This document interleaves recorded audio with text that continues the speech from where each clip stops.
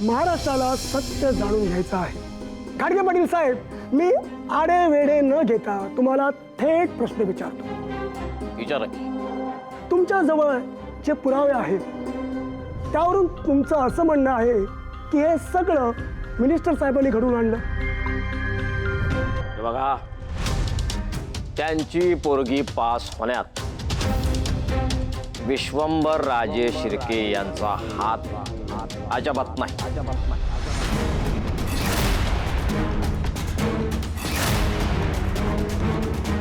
हे बघा, हे एक स्टिंग ऑपरेशन होतं आणि त्याने आम्हाला विश्वासात घेऊन केलं होतं. हा, खरं सांगतोय आपण.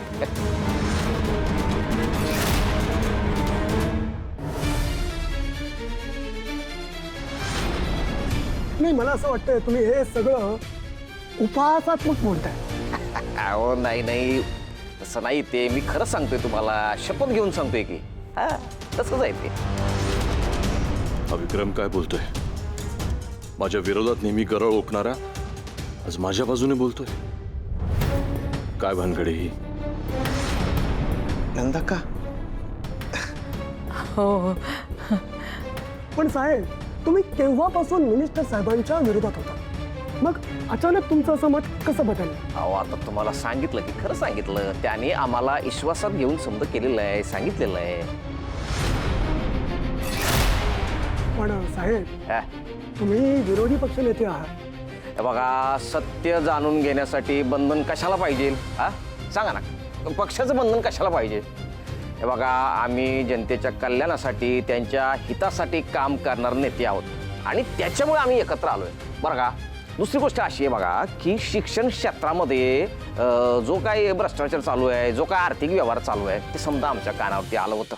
हा, अहो, पोरांना पास करण्यासाठी पालक मंडळी पैसे देतात.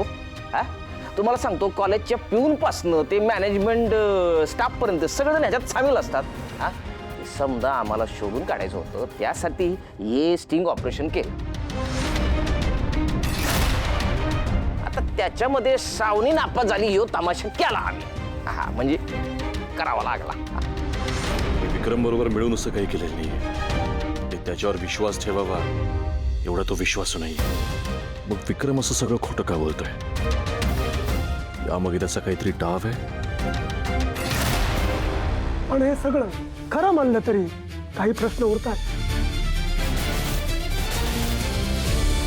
तुम्ही आम्हाला एक ऑडिओ क्लिप ऐकवली होती.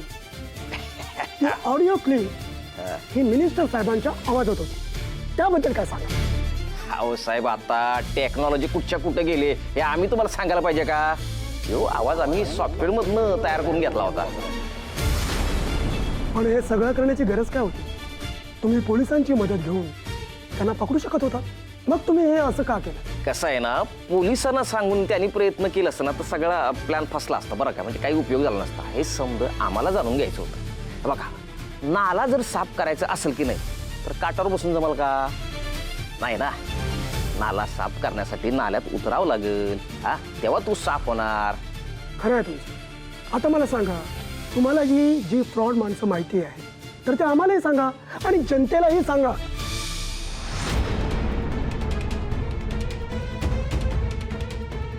नाही नाही, कसं आहे, ही कॉन्फिडेन्शियल माहिती आहे. ही इन्फॉर्मेशन जी आहे की नाही ती अशी जनतेला म्हणजे टी व्हीवर नाही सांगता यायची. वा नाही नाही, हे बघा, जी माणसं आम्हाला माहिती आहेत की नाही त्यासनी आम्ही शासन करणार, त्यांच्यावरती ॲक्शन घेणार. त्याला काय आम्ही सोडणार नाही. पण आता जर सांगितलं का नाही तर ते सावध होत्याल. हा, आणि ह्यो आमचा प्लॅन आहे की नाही पुरता फसल मग आपटल. हा हा, त्यामुळं आता जेवढं सांगितलंय तिथवर हा एवढंच. बाकी तुम्ही आम्हाला आज बोलवलं, आम्हाला बोलण्याची इथं संधी दिलीत, त्यामुळं आम्ही तुमचे खूप आभारी आहोत. हा, धन्यवाद. धन्यवाद. हे तर कमाल झाला. मला खात्री आहे हे सगळं ना फक्त शुभमुळेच झालंय. त्याने काय केलं ते माहित नाही, पण जे काही केलंय ते खरंच कल्पनेपलीकडचं आहे. थँक गॉड, हा विषय सुटलाय. साहेब बाहेर आले की मला माझ्या प्रश्नाचं उत्तर मिळेल. हा शिरीष घाणेकर नक्की कोण आहे त्याचा?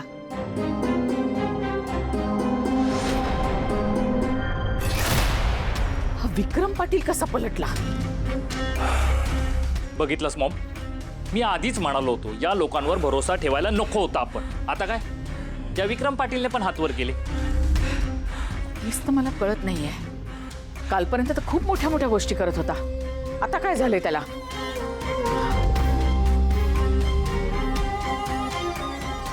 ओ विक्रम घाडगे पाटील, कालपर्यंत तर मोठ्या वाघासारख्या डरकाळ्या मारत होतात, आता काय झालं? ओ अलकनंदा मॅडम, जरा जपून बोला बरं का. तुम्ही जो माझ्याशी घाणेरडा गेम खेळला की नाही, हा, त्यानंतर तुमची माझ्याशी बोलायची लायकी अजिबात उरलेलं नाही. आला का ध्यानात? गेम मी खेळले? हा मग मी खेळले? अहो गेम तर तुम्ही खेळलात आणि आरोप माझ्यावर करताय तुम्ही. तुम्ही नक्की काय केलं मला सांगा. आणि एक सांगते, माझ्याशी हा खेळ खेळणं फार महागात पडेल तुम्हाला घाडगे पाटील. हे बघा अलकनंदा मॅडम, जरा जपून बोला बरं का. हा, तुम्ही मला फसवलाय. तुम्ही मला फसवलंय. हा, माझ्या खांद्यावरती बंदूक ठेवून स्वतःची पोळी भाजतावे तुम्ही, आणि तिकडं दुसरीकडं मला अडकवण्यासाठी माझ्या फायली तयार करता होय. असले धंदे करता का तुम्ही? हे बघा, तुम्ही माझी सगळी जुनी प्रकरणं बाहेर करता होय. हा, मी काय वेळ लागला का तुम्हाला? अहो तुम्ही नाही तर दुसरं कोण करणार आहे? हा? जी बाई स्वतःच्या सख्या भावाला खोट्या गुन्ह्यात अडकवते, हा, तिच्यासाठी आम्ही कोण आहे? हा, आम्ही तर बाहेरची माणसं आहे.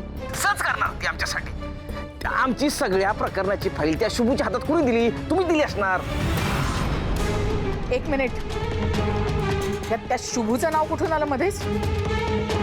हे बघा, शुभूनं माझ्या सगळ्या प्रकरणाची फाईल बनवून आणली होती. हा, कळलं का? आणि म्हणून मला पलटी मारावी लागली. माझ्या इंटरव्ह्यूच्या आधी शुभू आणि श्रावणी मला भेटायला आले होते. पाटील साहेब नमस्कार. तुम्ही दोघं इथं? तू तुझ्या वडिलांसाठी माफी मागायला आली वय?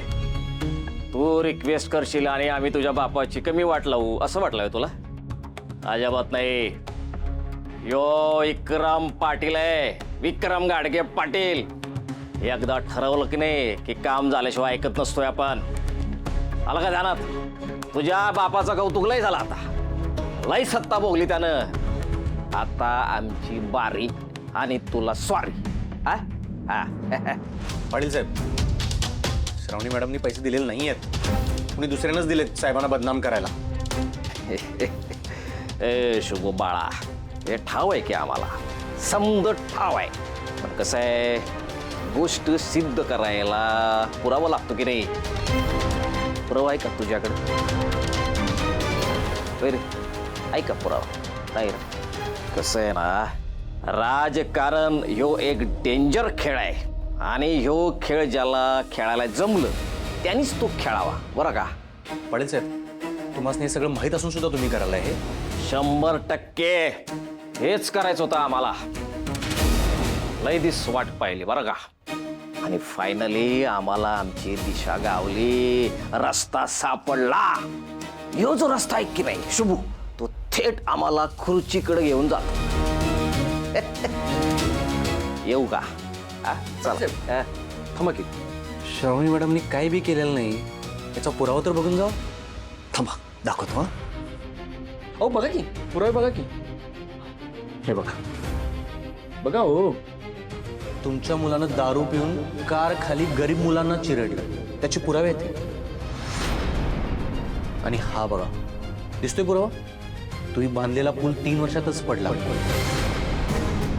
तो खाली कोसळून 25 लोकांचा मृत्यू झाला, त्याची पण माहिती आहे आमच्याकडे. जबाब आहेत आमच्याकडे पाटील साहेब.